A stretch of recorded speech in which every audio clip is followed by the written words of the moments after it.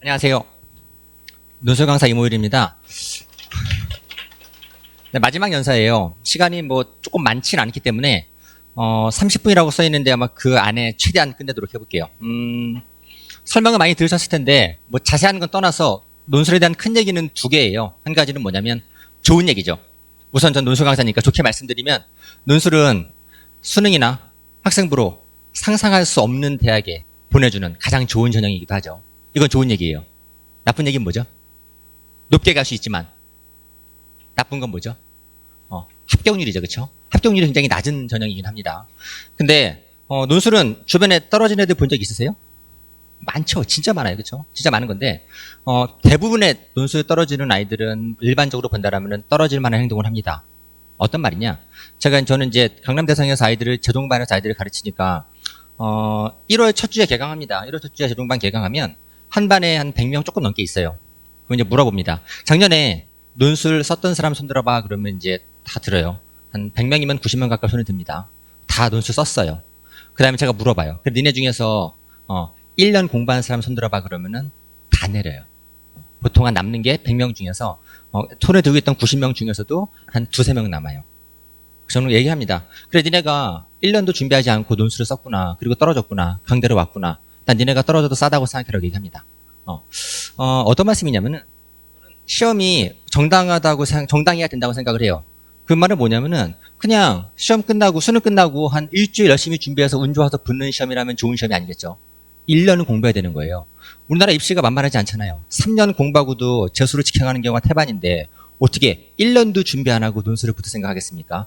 이렇게 시험을 조금 만만하게 보는 아이들이 많이 있어요. 대부분의 아이들은 논술을 써요. 여기 어머님들 오셨다면 여기 계신 분들의 거의 99%는 논술을 한 장 이상 보통은 쓰게 돼 있습니다. 근데 얘네가 언제 공부하는 거냐? 신규생이, 그러니까 논술을 공부하는 가장 많은 아이들이 공부하는 시기가 언제인지 아세요? 공부를 시작하는 시기가? 신규생이 제일 많이 오는 때가 언제게요? 9월이면은, 9월은 좀 그렇지 않나? 여름방학이요? 여름방학에도 좀 와요. 훨씬 많이 오는 거. 수능 다음날이에요. 수능 다음날 제일 많이 옵니다. 대부분 아이들은 원서를 쓰긴 쓰죠. 그리고 합격하기를 진심으로 기원하고 학교에 진정 어린 마음으로 가서 열심히 씁니다. 하지만 공부는 하진 않아요. 이게 논술의 아주 특이한 방식이 되는 겁니다.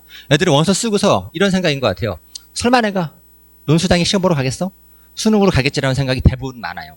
이 생각이 언제 깨지는 거냐면 11월 16일 날 아침 한 12시 반쯤 되면은 조금씩 의심이 생기고 오후가 되면 확신이 됩니다. 내가 논술을 보겠구나. 이 생각이 드는 거예요. 대부분 아이들은 수능 끝나고 오고 수능 끝나고 진짜 열심히 일주일을 갈아 넣지만 결과는 대부분 좋지는 않아요. 어떻게 대학을 일주일 만에 가겠어요. 그래서 제가 오늘 두 가지 크게 말씀드린 거였어요. 논술은 정말 좋은 전형. 다른 전형으로는 상상할 수 없는 높은 대학에 보내주는 전형이긴 하지만 대부분 아이들은 많이 떨어진다. 그리고 떨어진 애들은 떨어질 만한 행동을 한다는 거죠. 공부를 하진 않아요. 그래서 이 두 가지를 염두에 두시고 만약에 이 장점을 살리고 싶으시다면은 합격을 원한다면은 많이 움직여야 된다는 거 염두에 두시고 설명 좀 드릴게요. 저는 연대 언론홍보로 졸업을 했고요. 중계 학림에서 강의하고 나머지는 전부 다 대치동 강의를 하고 있습니다. 학림은 제가 예전에 한 논술을 시작한 곳이어서 대치 나가면서도 학림은 진행을 하고 있습니다. 제가 오늘 파트가 여기 얘 보이시죠? 이 안에 보시면은 얘가 있고 이 안에 작은 자료가 있어요. 요건 제가 보는 법만 설명을 드리려고 그래요. 이 안에 논술 전형에 대한 총 정리가 있는 건데 잠깐 들어가 보시겠어요? 2페이지는 아니구나. 3페이지에 보시면 수능 최저가 나와 있어요. 보이세요? 2번 수능 최저인데 수능 최저는 위에 보면 터무니없는 애들이 있고요. 여기 고대 4합5는 고대는 항상 입시에 실패한 이유가 있어요. 4합5를 가지고 고대 경영을 안 쓴단 말이에요. 그래가지고 고대가 약간 무리하고 있고요. 4합을 빼고 나면은 밑에 보시면은 3합 라인이 있어요. 이대, 그 다음에 그 다음에 성대, 그 다음에 중앙대 이런 아이들이 있고요. 저는 사실 이 동네에서 강의하면서 제일 아이들에게 권장하는 건 누구냐면은 2합 라인이에요. 2합으로 봤을 때 2합 4도 만만치 않을 수 있어요. 사실은. 근데 2합 5까지는 또 가볼 수 있거든요. 2합 5 보면은 예쁜 애들 많아요. 건국대도 있고 경희대 있고 동국대, 세종대, 숭실대, 숙명 이런 애들. 그래서 2합 5 정도 맞으면은 진짜 카드가 많아지는 거고 2합 5가 안 되면은 조금 선택지가 좀 줄어들기 때문에 아쉬움이 있습니다. 그리고 오른쪽에 끝에는 아예 수능 최저를 반영하지 않는 대학들이 있습니다. 요거는 그 세부적인 부분들은 뭐 집에 가서 보시면 되는 거고 설명을 드리자면 수능 최저는 이런 의미예요. 오해하는 게 점수와 등급을 반영하지 않냐라는 의심이 되게 많이 있어요. 그러니까 이제 아까 선생님도 말씀하셨지만은 뭐 납치라는 얘기가 되게 많잖아요, 그렇죠? 애들은 학교 가다 납치하면 어떡하나 걱정 되게 많이 합니다. 제가 보기에는 본인 성적 걱정해야 되는 건데 납치 걱정하는 애 되게 많이 있어요. 논술에서 논술로 뽑지 않고 수능 점수로 뽑는다라는 의심을 제일 많이 받는 학교가 누구냐면은 성대예요. 진짜 많은 의심을 받고 있습니다. 근데 이게 5초만 생각해보면 알 수 있는 거예요.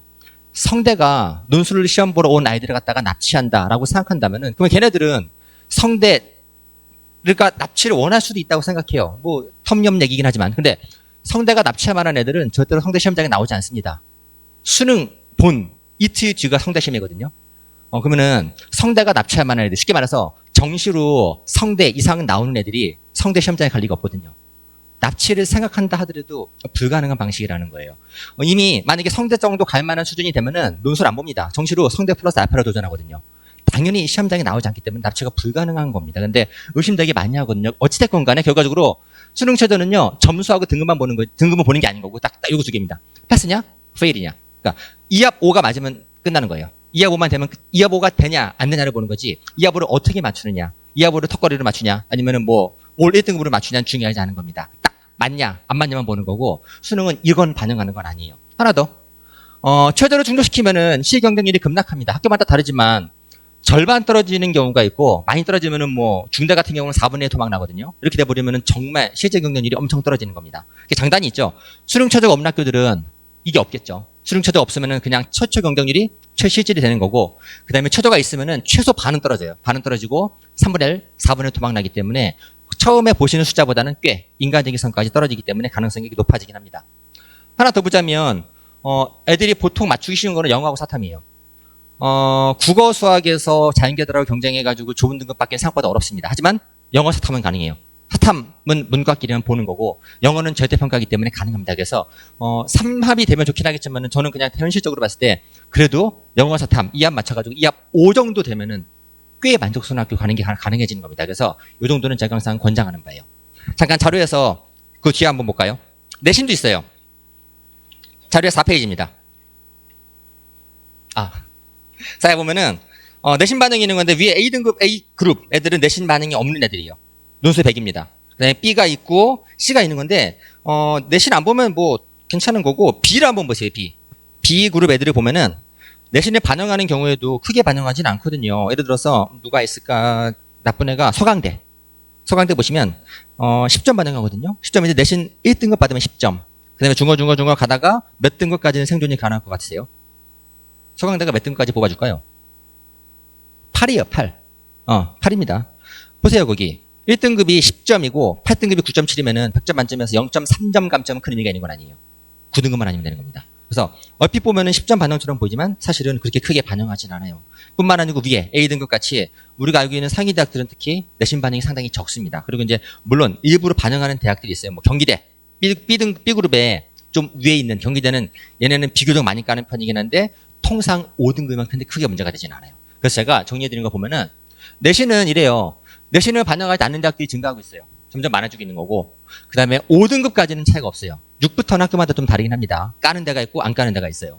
그리고 비교내신.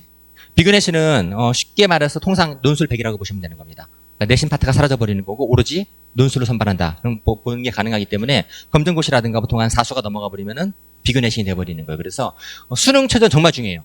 수능 최저는 정말 절대적으로 중요한 거고 반면에 내신은 크게 중요하진 않습니다. 왜냐면은 논술 보는 친구들이 어차피 내신이 좋진 않거든요. 그래서 5등급까지는 크게 걸리진 않을 거예요. 마지막 자료가 누구냐면은 5쪽에 있는 유형이에요. 유형 보시면 우리가 일반적으로 논술이다 보는 애가 언어 논술이에요. 거기 추가되는 게 자료라든가 술이라든가 영어가 조금 추가되는 경우가 있어요. 그래서 요건 학교별로는 뭐 대략적으로 보시면 아실 텐데 요것도 제가 정리해 드릴게요. 문제 유형은 뭐가 나오건 결국은 인문논술에서는 인문이 핵심이에요.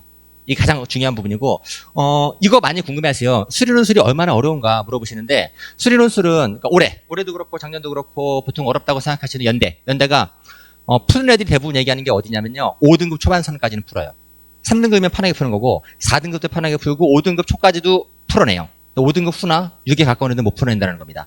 5등급 초까지 풀 수 있는 문제가 연대, 이대, 중앙대, 경희대까지예요. 신기하시죠?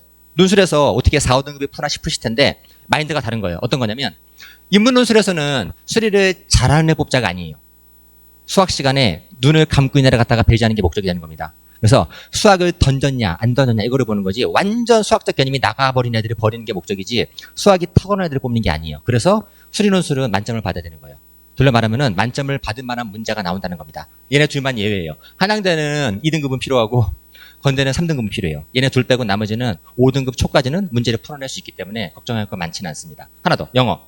영어도 되게 쉬워요. 그리고 얘만 예외예요. 얘 되게 길고 되게 어렵거든요. 그래가지고 연대는 2등급. 연대만 2등급이고 나머지 영어 지문 나온 학교들 몇 개 적어놨거든요. 얘네들도 보통 한 3, 4등급이면은 크게 걸리진 않았습니다. 결국은 얘네나 조금씩 들어가긴 하지만 본질은 얘가 제일 크다는 거였어요. 자, 요게 전반적인 제가 자료 넣어드린 부분들을 그냥 크게 설명드린 거고 구체적으로 궁금한 학교들은 들어가서 요 안에 보시면은 찾아보시면 될 것 같아요. 이렇게 설명드리면은 큰 틀은 그려졌을 텐데 그래도 제가 제일 많이 받는 질문 3가지가 있어요. 3개가 뭐냐면 첫 번째는 이거예요. 제가 제일 많이 듣고 제일 싫어하는 게 이거죠. 논술은 로또라고 얘기하는 거죠. 합격률이 낮으니까. 낮다고 생각하는 거 경쟁이 높으니까 말하는 거죠. 근데 요거 하나 보여드릴게요. 연대가 논술 경쟁률이 42대 1이고 연대가 그 정시가 4대 1이거든요. 한 10배 좀 넘게 높죠. 그렇죠? 이렇게 보면은 되게 무섭잖아요. 40대 1이면은 진짜 어려운 거예요. 여기 우리가 지금 60명이잖아요. 60명이면은 한 명과 상반신까지 붙는 거잖아요. 그렇죠? 이게 진짜 어려운 겁니다. 근데 이렇게 보면 무서워 보이는데 실제로 데이터가 이래요. 올해 같은 경우 355명 뽑았고 지원자가 쫙 1.5만 명 지원했어요. 그래서 경쟁률이 나누기 하면 42대 1이 나온 겁니다. 이게 논술이고요. 이게 1.5가 무서우신 거예요, 지금? 근데 정시 보여드릴게요. 정시가 올해 정확하게 1,500명 뽑을 거예요. 딱 1,500입니다. 그러면은 경쟁자가 몇 명인지 아세요? 12만 명이요? 이게 도대체 어디서 나온 숫자지, 이거는? 4대 1인데 경쟁자가 몇 명이게요? 6,000명이라고 생각하실 수 있어요. 맞아요. 6,000명은 누구냐면은 6,000명이 썼고 그중에 1,500이 붙고 4,500이 떨어지는 거잖아요. 근데 실제로 연대 정시 경쟁자는 누구냐면 몇 명이냐면은 50만 명이죠. 정시에서 연대 가려고 준비한 애들은 서울대 연대 준비한 애들은 50만 명이에요. 어차피 올해 보시면 아시겠지만은 정시에서 확통해가지고 서울대 가는 건 거의 불가능해요. 거의 불가능하고 정점으로 보는 게 현실적으로 정점으로 보는 게 연대거든요. 연대인데 연대 가려고 준비하는 사실은 본다라면 50만 명이에요. 50만 명 중에서 1,500을 뽑는 거예요. 그러면은 6,000은 어디서 나온 거냐? 50만 명은 연대를 가려고 수능 공부하는 겁니다. 3년간 준비하고 그중에 49만 4천 명은 언제 떨어지는지 아세요? 수능 보는 당일날 떨어지는 거예요. 원서 쓰지도 못하고 떨어지는 게 49만 4천 명이고 나머지 6천 명이 원서를 쓰는 거죠. 6천 명 중에서 4대 1이기 때문에 1,500이 붙고 4,500이 떨어지는 겁니다. 그래서 실질적으로 계산해 보면은 정시는 333대 1인 거예요. 이런 거예요. 여기는 연대는 제한이 없어요. 논술을 공부한 모든 애들이 다 덤벼봤자 1.5명이 되는 겁니다. 이렇게 되는 거고 이쪽은 역시 수능 공부한 모든 애들이 덤볐을 때 50만이 되는 거였어요. 제가 숫자를 보여드리는 건 뭐냐면요. 연대 논술이 붙기 편하다는 걸 말씀드리는 게 아닌 거고 연대 논술이 어렵지만 근데 연대 가는 게 어떤 전형인데 쉽겠습니까? 사실 연대가 논술이 특히 어려운 건 아니고 사실은 우리나라 입시가 전반적으로 어려운 거지 논술이 딱히 다른 전형에 비해서 어렵거나 그렇진 않다라는 거 보여드리려고 요거 한번 적어놨어요. 하나 더. 이것도 되게 많이 물어보세요. 우리 아이가 논술에 재능이 있는가? 이게 진짜 궁금해하셔요. 우리 아이가 논술 할 만한가요? 우리 아이가 책을 많이 안 읽었는데 글은 쓸 만한가라고 물어보시는데 이게 저는 이 질문 자체가 엄청 온당하다고 생각하진 않아요. 이런 겁니다. 아이가 지금 논술을 할 생각이 있으시잖아요. 대부분의 경우가. 근데 논술을 고민한 이유가 왠지 우리 애가 글을 잘 쓸 것 같아서 논술 고민하는 건가요? 그래요? 아닐 거예요. 냉정하게 말씀드리면 논술을 고민하는 이유는 논술에 재능이 있기 때문이 아니고 내신에 재능이 없기 때문이 되는 겁니다. 내신을 못하니까 논술하는 거예요. 이 상황은 이해가 되시겠죠, 그렇죠? 제일 좋은 전형은 학생부입니다. 학생부로 가는 게 제일 좋은 거고 이게 생각보다 만만치 않잖아요. 그래서 논술을 쓰게 되는 거예요. 수시 6장을 버릴 수 없단 말이죠. 6장을 학생부로 쫙 채우는 게 제일 좋은 방식이긴 하지만 모든 애들이 1, 2등급이 아니기 때문에 논술을 써야 되기 때문에 쓰는 거지 내신이 예쁘지 않기 때문에 논술을 쓰는 거지 논술을 잘 쓸 것 같아 쓰는 건 아니라는 거죠. 너무 슬프긴 한데 조금 더 좋은 얘기 드리자면은 논술은 사실 재능을 보는 건 아니고 학습과 노력인 겁니다. 이런 거예요. 논술을 우리가 만약에 학교에서 시를 써봐. 이건 재능이라고 생각해요. 저는 시 쓰는 재능을 학원에서 가르치는 건 어렵다고 생각합니다. 근데 논술은 달라요. 논술, 국어, 수학 마찬가지인 거예요. 지금 어머니 앞에 계시는데 아이가 수학 공부하고 있나요? 하죠. 그러면은 수학 공부하는데 아이가 수학에 천부적 재능이 있던가요? 별로 없을 거예요. 아이가 수학에 재능이 있다고 느껴본 적 있으신가요? 없을 거예요. 그런 아이들이 많지도 않고 있다라고 해도 이 문과에 별로 없겠죠. 그렇죠? 수학에 재능이 없는데 왜 재능도 없는데 수학 공부 왜 해야 돼요? 왜 할까 아이가? 재능이 없어도 공부하면은 등급이 나오시거든요. 국어에 재능이 있던가요? 중요하지 않아요. 국어 공부하기 전에 우리 애가 국어에 재능이 있나 고민하지 않습니다. 왜냐면은 정시를 보려면 국어가 필요하거든요. 그러면 공부하는 거예요. 논술을 볼 때 논술에 재능이 있나 고민하는 건 중요하진 않아요. 논술을 봐야 되는 이유는 뭐냐면은 내신으로 갈 수 있는 학교를 가늠해 봤는데 그리 만족스럽지 않은 거죠. 이게 현실인 겁니다. 그래서 그렇다면 6장 갖다가 어떻게 쓰는 게 좋을까? 논술을 쓰는 게 좋아 보이기 때문에 논술을 공부하는 거지 논술을 엄청 잘할 것 같아서 하는 건 아니라는 겁니다. 그나마 다행인 건 논술은 말씀드린 것 같이 천부적 재능이 필요하진 않아요. 학습과 노력인 거예요. 제가 이 노력이 그렇게 막 엄청 장대한 시간을 요하는 것도 아닙니다. 다른 전형에 비해 보면은요, 좀 뒤에 있는 거구나. 이거랑 이어지는 건데, 논술은 언제 시작해야 되나라고 물어보시는 건데, 이것도 저는 되게 슬퍼요. 왜냐면은 대부분 애들이 국어를 언제 시작할까 고민하지 않거든요. 수학 언제 시작하죠, 공부? 수능을 보겠다고 결심한 순간 공부하는 겁니다. 똑같아요. 논술은 공부한 시점이 언제냐면요, 논술은 논술을 써야겠구나. 라는 거를 판단한 시점부터 논술을 공부하는 겁니다. 이게 보통 언제냐? 애들마다 다르긴 하지만 이게 프로 한번 보세요. 수능은 대학 가려면 3년 파잖아요. 학생부 몇 년 파죠? 3년보다 좀 짧잖아요. 3학년 2학기 안 들어가니까. 학생부는 2년 반이에요. 논술은 얼마냐? 논술은 붙으려면 대부분 애들이 요 사이에 있어요. 하루 1년 사이에요. 제가 이따 하루 공부하고 붙은 애 보여드릴게요. 근데 사실 수능과 학생부는 꽤 많은 선이 이미 흘러왔던 거고 반면에 논술은 지금 시작하면 거의 가장 빠른 선이 되는 겁니다. 이 시점이 가장 좋은 시점이라고 생각해요. 이거는 제 주관적인 판단이었는데 이걸 한번 검증을 해봤어요. 대학들도 공식 유튜브 채널 운영합니다. 그래서 논술을 붙은 애들을 갖다가 데려다가 인터뷰를 해요, 내부적으로. 그 다음에 공식 질문이 있어요. 너 학원 다녔냐, 안 다녔냐? 그 다음에 얼마나 공부했냐 물어보거든요. 제가 그 사이트 찾은 애들이 평균 통계적인 정보입니다. 얘네들은 고2 겨울, 이게 논술 시작한 시점이 되는 거예요. 고2, 고3 3월, 여름방학도 있고 제가 제일 싫어하는 애가 얘예요. 이게 제일 미운 애인데 한양대 인터뷰하는데 정말 자기 논술 공부 한 번도 안 하고 시험장 가서 그냥 붙었다는 애가 있었어요. 거기 진행자 좀 당혹스러워 했는데 있겠죠. 이런 애들도 있고 뭐 이렇게 수능 이후에 그냥 잠깐 중앙 되면 딱 5일 공부하거든요. 5일 공부하고 푸는 애들도 있어요. 근데 이런 애들은 신화예요, 신화. 우리 애를 신화로 만들려고 하지 마시고 그냥 통계적인 선 안에서 평균적인 합격생이 되는 게 중요한 겁니다. 진짜 이런 애가 있긴 하지만 대부분의 경우는 이 정도 선인 거예요. 통계를 내보면 실제적으로 제가 계산해봤어요. 계산해보니까 논술을 붙는 애들은 평균적으로 8.17개월 정도 공부했더라고요. 이걸 보여드리는 목적은 아시겠죠? 근데 아침에 설명했는데 대치등에서 그 밑에 한번 설명을 했는데 어머니 물어보시더라고요. 그럼 8.17개월이니까 전 4월에 왜 이렇게 그러시는 거예요? 평균 8.17개월은 뭐냐면요. 그냥 평균인 거예요. 합격자 평균인 거고 당연히 모든 시험 마찬가지입니다. 국어, 영어, 사탐, 논술 마찬가지예요. 오래 공부할수록 합격률은 당연히 비례 높아지는 겁니다. 제일 많은 애들은 고3 올라가는 겨울방학 때 시작한 애들인 겁니다. 두 번째로 많이 본 애가 누구냐? 여름에 온 애들. 그 다음이 구모 끝나고 온 애들. 제일 낮은 게 누구냐? 수능 끝나고 온 애들인 거죠. 수능 끝나고 진짜 열심히 해요. 할 게 없거든요. 논술에 진짜 영혼을 갈아 넣어 공부하지만은 붙기는 어렵다는 거죠. 그래서 기간은 늘 중요한 겁니다. 그리고 아까 말씀드렸던 거. 그 공식 질문이 두 가지예요. 얼마나 공부했냐고 학원 다녔냐라고 물어보는 건데 학원 다닌 게 도움이 되냐고도 물어봐요.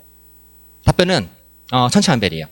학원 다닌 게 도움이 됐다는 애들도 있고 별 도움이 안 됐다는 애들도 있습니다. 근데 뭐라고 답한 간의 특징이 뭐냐? 도움이 안 됐다고 말하는 애들마저도 학원 다녔다는 거예요. 인문논술은 학원 안 다니고 붙기 되게 어렵습니다.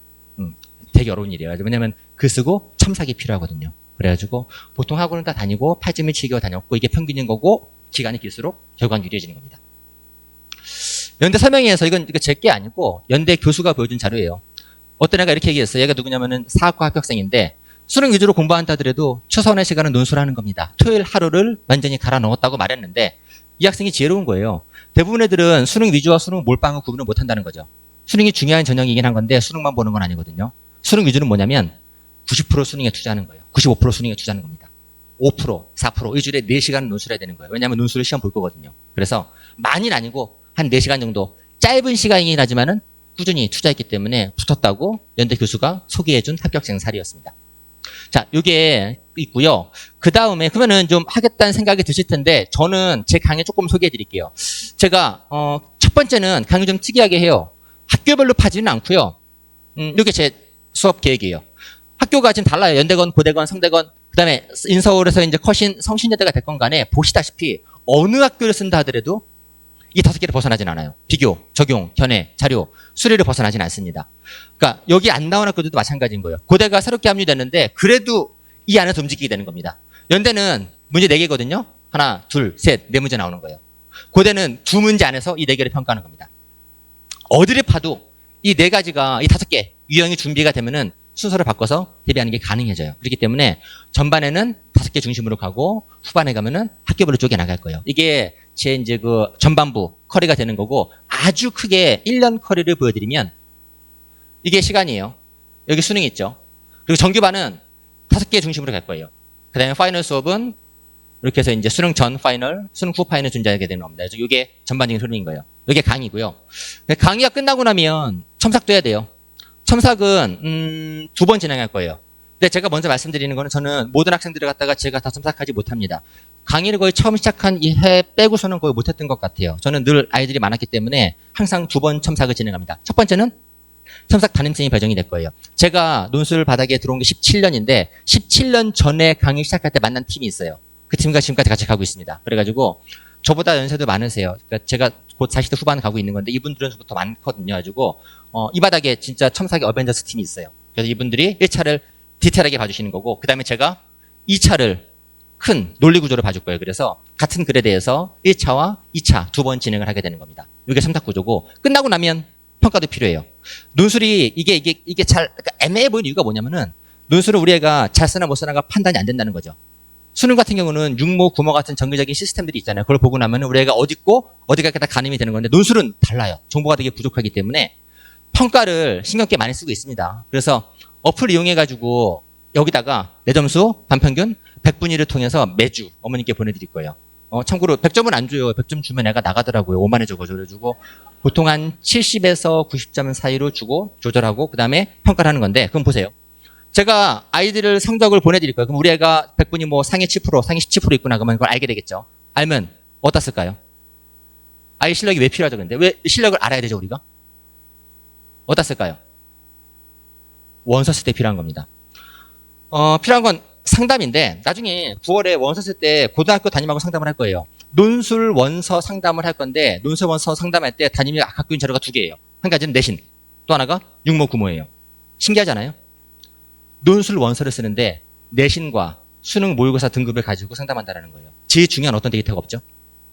논술 실력 데이터가 없는 거예요. 그러니까 정시 원서 쓰는데 정시 데이터가 없는 거예요. 그렇게 상담을 해요. 이게 고질병인데 고쳐지지 않고 있는 부분입니다. 그러면은 그렇게 상담하고 애들을 갖다 계속 재수학원으로 보내고 있다는 겁니다. 그래서 이런 데이터가 꽤 오랫동안 누적이 될 거예요. 이걸 가지고서 나중에 상담해서 체계적으로 움직여 나가게 될 겁니다. 이게 큰 흐름이고요. 제가 이렇게 강의해요. 그래서 매년 이렇게 실적을 내고 있습니다. 이게 이제 여러 애들 중에 제가 예쁘게 21명 선정을 한 건데 매년 연대 경영을 붙여왔어요. 21, 22, 23 마찬가지고 제가 원하는 건 다 붙여왔습니다. 매년 이렇게 이게 지금 이제 뭐 누적이 아닌 거고 23학년도 한 해에 제가 이제 학교별로 한 명씩 뽑아놓은 건데 매년 이렇게 원하는 학교 다 보내기 되게 힘들어요. 매년 공개하고 매년 신고 당하고 있어요. 이거 공개하면 늘 신고합니다. 이게 믿기지 않는 것 같아요.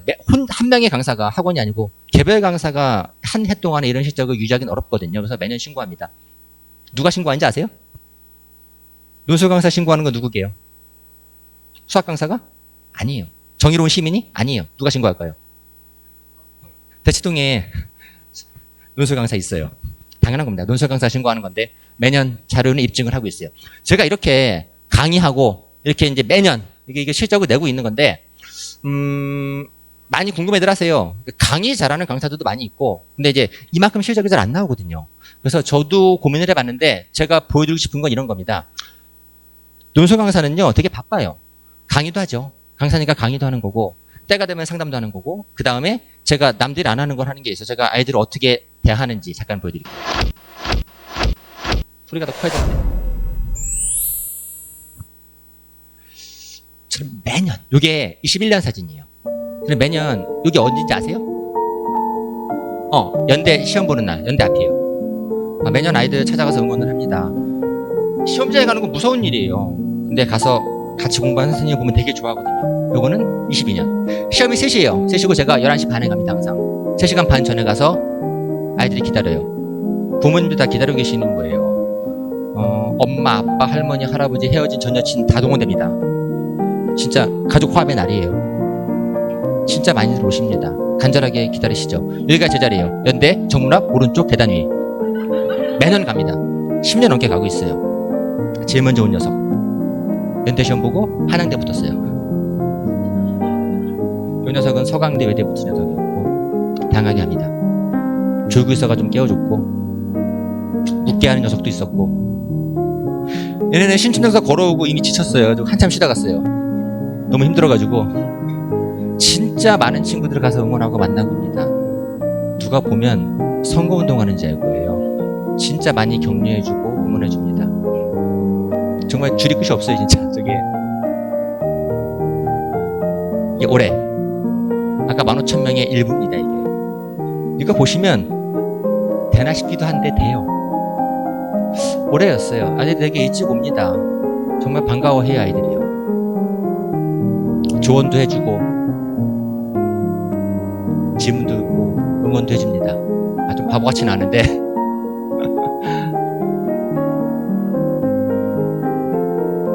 좋아요, 되게.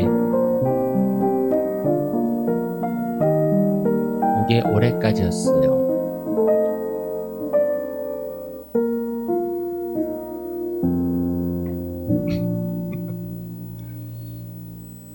자, 이런 건데, 저는 마음가짐이 다르다고 생각해요. 애들 되게, 예뻐하는 건 되게 중요하다고 생각합니다. 좀 전에 이제, 좀 늦게 왔는데, 아까 저기 노원 아웃백에서 이제 올해, 열심히 저만 만나면 밥 사달라고 했던 꼬맹이들 모아가지고 이제 좀 식사하고 왔는데, 강의를 잘하는 강사들은 많이 있어요. 논술 좀 특이합니다. 논술은 그냥 강의하고 떠나는 건 아니에요. 국어 강사 같은 경우는 사실 국어하고 나가면 끝나는 건데, 논술은 진짜 할 일이 많거든요. 매주 만나고 매주 상담하고 몸으로 부딪히는 부분이 되게 많아요. 가까워지고 이해하고 하는 게 되게 중요하기 때문에 강의도 강의지만 이렇게 제가 이렇게 아이들을 만나기 때문에 좋은 실적이 나왔던 거였습니다. 이게 마지막이에요. 저는 지금 나머지 정보 대치동이고요. 중계학님은 6시, 10시고 12월 마지막 날 개강을 합니다. 그래서 아마 이 시간은 참고해 보시면 좋을 것 같은데, 결론은 이거예요. 제가 안타까운 게 있어요. 안타까운 건 뭐냐면, 설명회를 하면 1년 내내 그냥 맨날 오시는 분들이 계세요. 와서 듣는 거죠. 들으면 항상 생각을 하세요. 아, 논술이 필요하구나. 우리가 논술 쓸 거니까 공부해야겠구나 생각을 하겠는데 차일피일 미뤄지는 거죠. 그렇죠? 아까 보여드렸다시피 평균적으로 붙는 애들은 8.17개월 이었어요. 합격자 중에서도. 그래서 시간이 길수록 당연히 붙는 건 편해지는 거니까, 그래서 고민만 하지는 마시고, 이게 딴 게 아니잖아요. 이게 뭐 취미생활하는 건 미룰 수 있는 거지만은 대학 가는 거잖아요. 그래서 딱 판단이 돼야 되는 겁니다. 우리 애가 논술을 쓸 건가? 이거 어렵지 않아요. 지금까지 나온 학생보선을 가지고서 이걸로 어디 갈 수 있나 가늠이 된단 말이죠. 만족스러우면은 학생부와 정시를 가는 거고, 더 높게 가고 싶다 그러면은 논술을 추가하는 겁니다. 논술을 일부 추가하든 6논술이 되든 논술이 필요해지는 거고, 필요하다고 판단한다라면은 공부가 필요한 거예요. 우리 목적은 6만 원 내고 캠퍼스 투어하는 게 아니잖아요. 가서 붙는 게 목적이잖아요. 붙기 위해서는 공부를 해야 되는 겁니다. 그래서 여기 뭐 설명 많이 들으셨겠지만은 여러 가지 세부적인 정보는 자료에다 들어 있어요. 이거 보시면 되는 건데, 제가 올 이제 거의 창립인 첫 설명회잖아요. 이 시점에서 중요한 거는 액션입니다. 필요하다는 게 인지가 됐으면은 움직여가지고 차근차근 준비해서 올해 내년이군요. 내년 입시에서 꼭 좋은 결과 있게 제가 진심으로 기원하겠습니다. 늦은 시간까지 감사했고요. 지금 이제 앞에 설명하신 선생님들이 들어오실 거예요. 그래가지고 전화 상담도 가능해요. 그래서 적어주시면 전화 상담이 가능할 거고, 그 다음에 선생님들 들어오시면은 지금 이 자리에서 대면 상담도 가능하거든요. 그래서 뒤에 들어오셨으니까는 원하시는 질문할 부분 있으시면 지영쌤도 계시고 현경쌤도 계시고 동호쌤 계시니까 뭐 저한테 필요한 건 저한테 오시고, 그래서 이렇게 상담 진행하고 추가적으로 부족한 부분은 전화 상담 신청해 주시면은 저희가 성의껏 말씀드릴게요. 늦은 시간까지 고생하셨습니다. 고맙습니다.